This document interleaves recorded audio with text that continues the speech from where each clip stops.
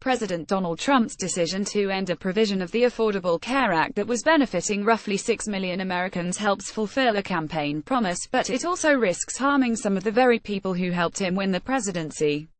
Nearly 70% of those benefiting from the so-called cost-sharing subsidies live in states Trump won last November, according to an analysis by the Associated Press. The number underscores the political risk for Trump and his party, which could end up owning the blame for increased costs and chaos in the insurance marketplace. The subsidies are paid to insurers by the federal government to help lower consumers' deductibles and copays. People who benefit will continue receiving the discounts because insurers are obligated by law to provide them. But to make up for the lost federal funding, health insurers will have to raise premiums substantially, potentially putting coverage out of reach for many consumers.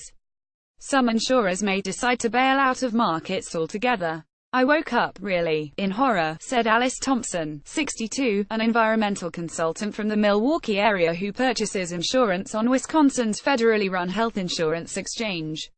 Thompson, who spoke with reporters on a call organized by a healthcare advocacy group, said she expects to pay 30% to 50% more per year for her monthly premium, potentially more than her mortgage payment. Officials in Wisconsin, a state that went for a Republican presidential candidate for the first time in decades last fall, were assumed the federal subsidy would end when they approved premium rate increases averaging 36% for the coming year. An estimated 4 million people were benefiting from the cost-sharing payments in the 30 states Trump carried, according to an analysis of 2017 enrollment data from the U.S. Centers for Medicare and Medicaid Services. Of the 10 states with the highest percentage of consumers benefiting from cost-sharing, all but one, Massachusetts, went for Trump. Kentucky, for example. Kentucky embraced former President Barack Obama's Affordable Care Act under its last governor, a Democrat, and posted some of the largest gains in getting its residents insured. Its new governor, a Republican, favors the GOP stance to replace it with something else. Roughly half of the estimated 71,000 Kentuckians buying health insurance on the federal exchange were benefiting from the cost-sharing subsidies Trump just ended. Despite the gains from Obama's law, the state went for Trump last fall even as he vowed to repeal it. Consumers such as Marsha Clark fear what will happen in the years ahead, as insurers raise premiums on everyone to make up for the end of the federal money that helped lower deductibles and copays.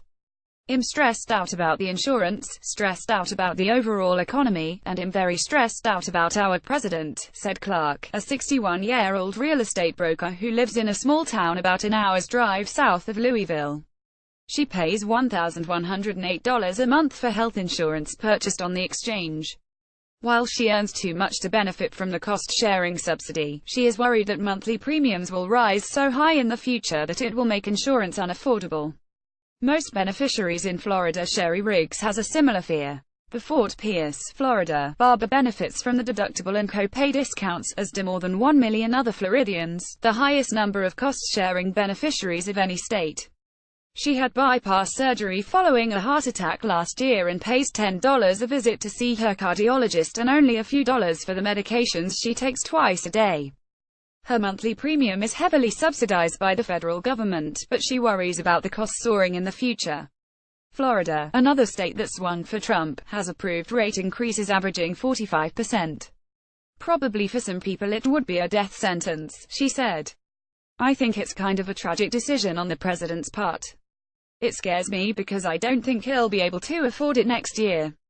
Double-digit premium increases rates were rising in the immediate aftermath of Trump's decision. Insurance regulators in Arkansas, another state that went for Trump, approved premium increases Friday ranging from 14% to nearly 25% for plans offered through the insurance marketplace. Had federal cost-sharing been retained, the premiums would have risen by no more than 10%. In Mississippi, another state Trump won, an estimated 80% of consumers who buy coverage on the insurance exchange benefit from the deductible and copay discounts, the highest percentage of any state. Premiums there will increase by 47% next year, after regulators assumed Trump would end the cost-sharing payments. The National Association of Insurance Commissioners has estimated the loss of the subsidies would result in a 12% to 15% increase in premiums, while the nonpartisan Congressional Budget Office has put the figure at 20%. Experts say the political instability over Trump's effort to undermine Obama's health care law could prompt more insurers to leave markets, reducing competition and driving up prices.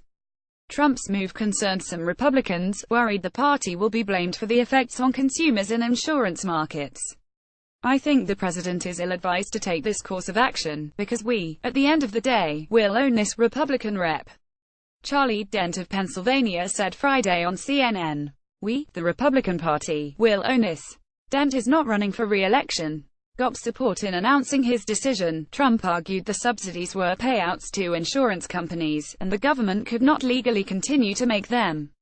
The subsidies have been the subject of an ongoing legal battle because the healthcare law failed to include a congressional appropriation, which is required before federal money can be spent. The subsidies will cost about $7 billion this year. Many Republicans praised Trump's action, saying Obama's law has led to a spike in insurance costs for those who have to buy policies on the individual market. Among them is Republican Rep. Andy Biggs of Arizona, a state Trump won. An estimated 78,000 Arizonans were benefiting from the federal subsidies for deductibles and copays.